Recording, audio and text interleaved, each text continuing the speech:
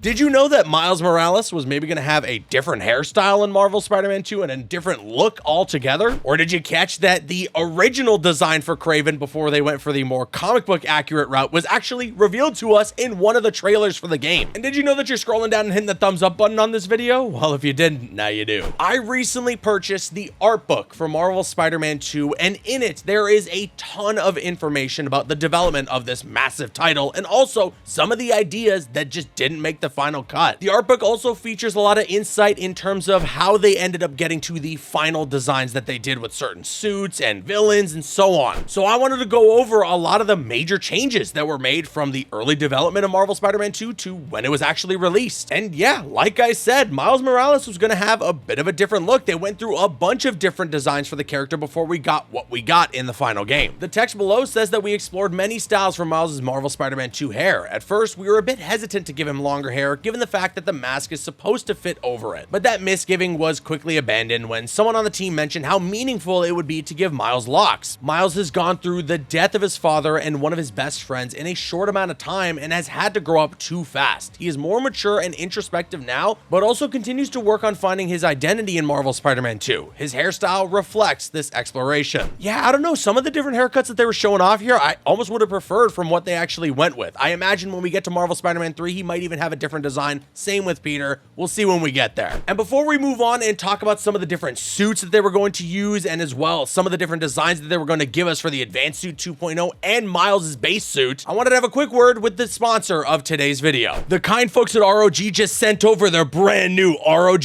Ally X. And let me tell you, I am obsessed with this thing. I've been playing a ton of games on it. It's such a beautiful display, and I can't believe how well it runs the games that I want to play. And there's a ton of upgrades between the ROG Ally to now the ROG Ally X. One of them being double the battery. You can game for even longer. It's got that improved battery life, and it's almost at no increase on the weight. It's got improved ergonomics with larger grips, so this just feels way better in your hands. Better cooling with improved fans, more airflow channels, and a third exhaust vent. And there's just in general a lot of quality of life fixes packed into the Ally X. And well, the kicker here, you get up to 15% higher performance purely based on the faster memory that's here. And you know, I had to jump in and test out some of my favorite games on this, so I jumped in and I tried out Spider-Man Miles Morales. It ran so smooth, looked beautiful, and it's a great way to play the game even on the go. Using Armory Crate allows you to just switch between whatever games that you want on the fly very easily. All of this is so simple to use, you wouldn't have any trouble with it. I could not recommend the Ally X enough, so please head to the link in the description box below, grab your own. Thank you very much to ROG for sending this over and for allowing me the chance to try this out and show it off for you guys. And with that said, let's get back to the rest of the video. As I was saying, the Advanced Suit 2.0 went through a bunch of different iterations before we landed on what we got in the actual game. I gotta be honest, some of these different iterations I'm not the biggest fan of. They were getting a little crazy with them. The text below reads for the Advanced Suit 2.0 that we tried a lot of different ideas like changing the white spider design, making the spider black, and removing the belt. A successful suit design flatters the colors of the body, but must read well as a unified design from a distance. The ideal design must be heroic and aspirational. In this case, the design had to feel like an update to the Advanced Suit, not a completely different suit. It's always better to push the design too far rather than not go far enough. And yeah, so some of these designs, like I said, are really out there, but I do find it interesting to get a bit of insight about the design philosophy, some of the ideas going into it, and what they were trying to achieve. I really hope that when it comes to Marvel Spider-Man 3, they don't change too much with the Advanced Suit 2.0. If anything, the only thing I kind of would like is if they went for the red and black Advanced Suit. It's one of the different colors that you can use for the base costume in the game, and I think it looks fantastic. Surprisingly, Miles Morales went through a couple of iterations for his base suit as well. One that was going to invert the colors and give a bit more red. His base suit, and I'm specifying his base suit when we actually get into Marvel Spider-Man 2, what they landed on is almost perfect when it comes to a Miles Morales design. But yes, towards the end of the game, you do get what is known as the evolved suit. And yeah, I know a lot of people aren't the biggest fan of this costume. I will say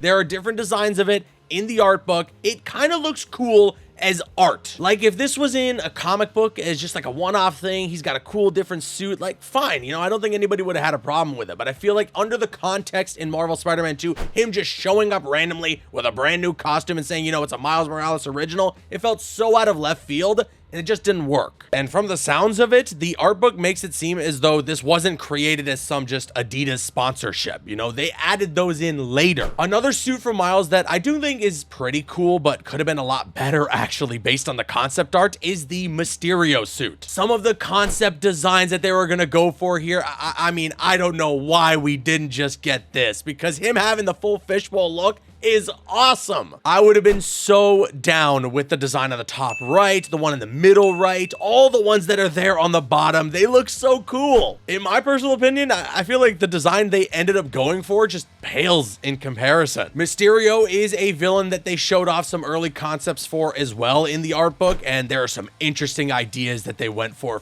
sure. I actually really dig the Mysterio design that we got in the final game. I think it looks awesome, and I think it works as well given the role that Mysterio has in the game. You know, some of these other designs that they're showing here feel more main villainy. For the role that Mysterio plays in Marvel Spider-Man 2 being like an optional side quest that is super fun, don't get me wrong, but a side quest nonetheless, I feel like some of these other designs would have amped it up a little too much and would have made it feel like, damn, I wish he was on the main roster. And yeah, like I said, we did actually get a glimpse at what Kraven was originally going to look like at one point or another for Marvel Spider-Man 2. Some of this stuff was officially released online. Daryl Mandrick talked about this over on Twitter and released a photo saying that these were some concepts for Kraven. Daryl is quoted saying, initially, I wanted him a little more grounded looking. This evolved into the hunter character he kills earlier in the game, and Kraven got more of a comic book treatment. So yeah, the person that is hunting Kraven in the actual Kraven trailer that we got during that PlayStation showcase, the cutscene that's in the game, that dude was supposed to be Kraven, which I mean, we all kind of thought when we saw that initial trailer. I remember that PlayStation showcase and the jungle setting and seeing this dude, and I was like, wait a second,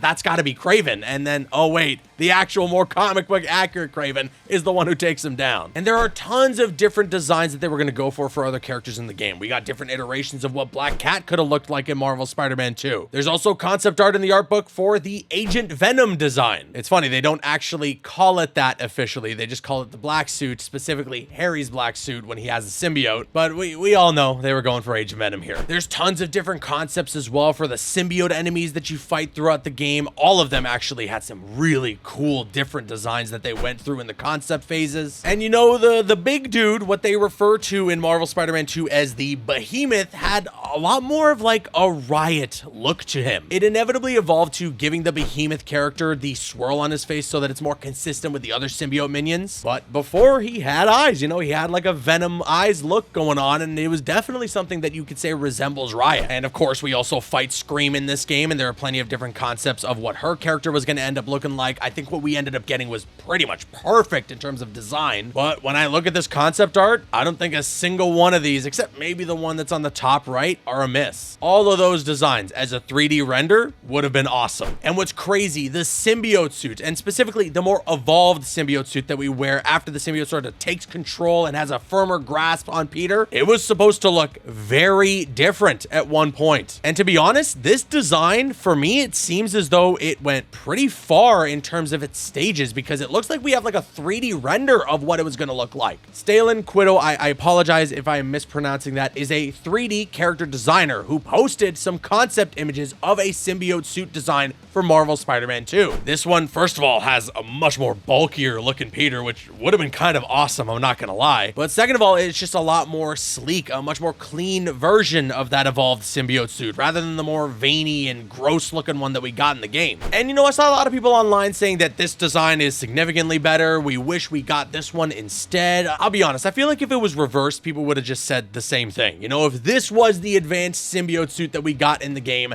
and then we saw concept art of the other one that actually is in the game, everyone would have been like, damn, we wish we got that one. I'm in the camp of like, why not both? Because this design is also incredible, and it would be really cool to be swinging around with this suit. And finally, there were definitely some changes towards the end of the game and some different ideas that were being thrown around about how that whole climactic third act was all gonna go down. There's concept art that's in the art book, but was also released online of a fight between Venom and Peter. Of course, Peter wearing the anti-Venom suit, but the suit is damaged and Peter is just taking an absolute beating from Venom here. It looks sick. The description in the art book explained that the original fight between Venom and Peter was supposed to have a damaged suit for Peter, and it was going to be a very brutal fight, and it wasn't fully changed. We still kind of got that in the game, but it was going to be a bit more personal between Venom and Peter, or I guess Harry and Peter in this instance. It was instead re-tinkered to make sure that there was still a focus on Miles and MJ's part in the final battle. I mean, it kind of makes sense, especially for MJ. She was also Harry's best friend too. And for Miles, you know, emotionally, there's a lot that he can relate to from the loss that Harry had experienced losing his mother. So I'm not hating on the direction that they ended up going in. I do wish that we actually got a bit more of a personal fight between Peter and Harry, between Venom and Spider-Man. Like maybe there could have been a way to get that focus on Miles and MJ and their part to play in that final act, but also let the stakes build up to being just Venom